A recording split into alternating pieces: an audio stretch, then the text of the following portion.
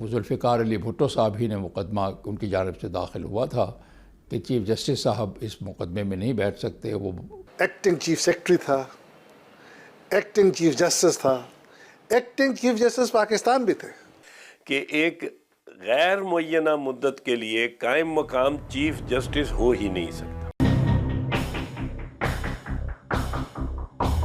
قانون میں بہت بڑا سکم رہ جاتا ہے اگر ایک بھی فریق کو سنے بغیر کوئی چھوٹے سے چھوٹا فیصلہ بھی کر دیا جائے، اور یہ تو بہت بڑا فیصلہ تھا. مقدمہ تھا سرکار بنام فلاں فلاں، تو اس میں جب مدعی بھی بیچ میں تھا تو عام حالات میں ملزم کو نوٹس ہونا چاہیے. کیا اس وقت کے قائم مقام چیف جسٹس مولوی مشتاق حسین کی تقرری 1973 کے آئینی تقاضوں کے مطابق تھی؟ جسٹس اسلم ریاض حسین چیف جسٹس تھے لاہور ہائی کورٹ کے. وہ مارشل لاء لگنے پہ انہوں نے حلف لے لیا ایز گورنر پنجاب. اب گورنر پنجاب کا انہوں نے حلف لے لیا تو مولوی مشتاق صاحب جو ان کے بعد سینئر جج تھے ان کو قائم مقام چیف جسٹس بنا دیا گیا ٹل فردر آرڈرز.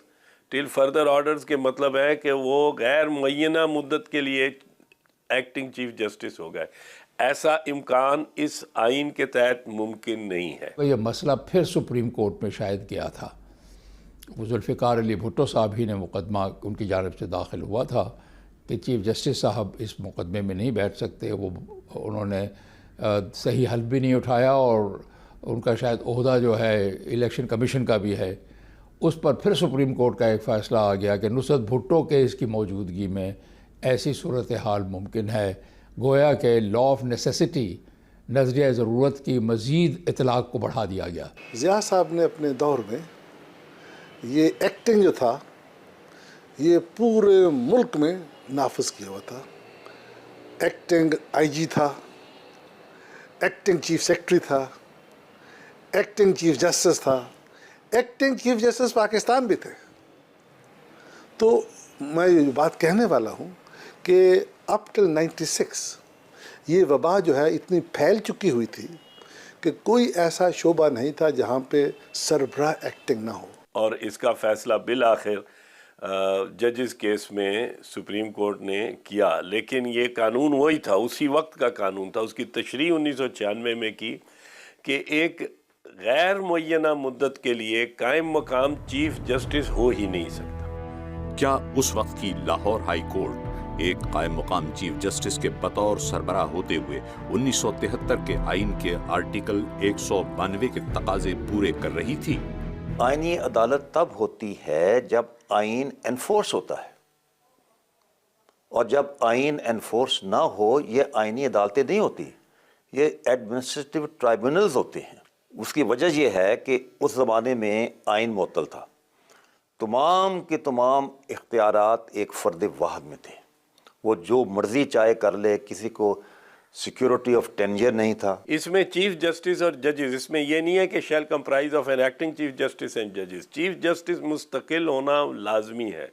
تو اس لحاظ سے وہ اس وقت کے اس عہد کے ہائی کورٹ کو غیر آئینی کہا جا سکتا ہے. 1973 کے آئین کے مطابق تو نہیں، اسی نظریہ ضرورت کے ماتحت ایک عدالت تھی. اس کا مقصد تو یہ تھا کہ اس فیصلے کو جو ہے کسی نہ کسی طرح ایسے جج سے فیصلہ لیا جائے جو بھٹو کے اینٹی ہو، اور اسی یہی تھی. اور جب ایسی سچویشن ہو تو آئین کے تحت آپ کیسے کہہ سکتے ہیں کہ وہ ہائی کورٹ جو اس وقت تھی وہ آئینی تھی؟ میں سمجھتا ہوں کہ اگر چیف جسٹس بھی تھے، ججز بھی تھے، اور ڈیفائن کیا ہے high court means chief justice and ججز، تو minus chief justice high court بنتی نہیں.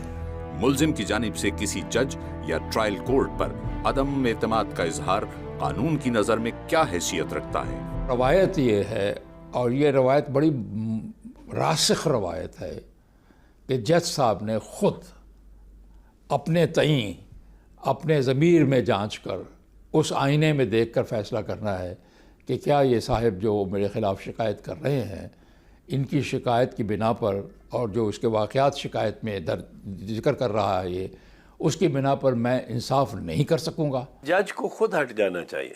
روایت یہ ہے کہ جج خود اپنے وہ خود اجتناب کرتا ہے، گریز کرتا ہے اس عدالت میں یا اس بینچ پہ بیٹھنے پہ یا اس مقدمے کی سماعت سے، اور یہ بڑی پرانی ٹریڈیشن ہے۔ جو کلیمز ہوتے ہیں کہ جی جج بائسڈ ہے، یہ اکثر کیا کہتے ہیں سول کوڈ اور کرمنل کوڈز کے اندر یہ کیا کہتے ہیں اپلیکیشنز دی جاتی ہیں کہ جو جج بائسڈ ہے یا جج نے پرسنل میٹر کو ٹیک اپ کیا ہوا ہے، تو ان کنسیڈریشنز یا ان درخواستوں کو کافی سیریسلی اٹھاتے ہیں، بیکاز ٹرائل کو اور جوڈیشل پروسیس کو ایک چھوٹی سی آبجیکشن کی وجہ سے ڈسٹرپٹ نہیں کیا جا سکتا۔ عام حالات میں جب جج کے اوپر کوئی عدم اعتماد کرے تو انصاف کے تقاضوں کو ملحوظ خاطر رکھتے ہوئے the judge should recuse himself۔ اگر نہ کرے آپ اسے مجبور بھی نہیں کر سکتے، وہ کہے گا یہ مسئلہ میرے اور میرے ضمیر کا ہے، اگر میرے ضمیر نے کہا کہ میں اس میں باعث ہوں تو میں فیصلہ نہیں دوں گا۔ جج کی پہلی کوالیفیکیشن یہ ہوتی ہے کہ ہر پارٹی کو اس میں کانفیڈنس ہو۔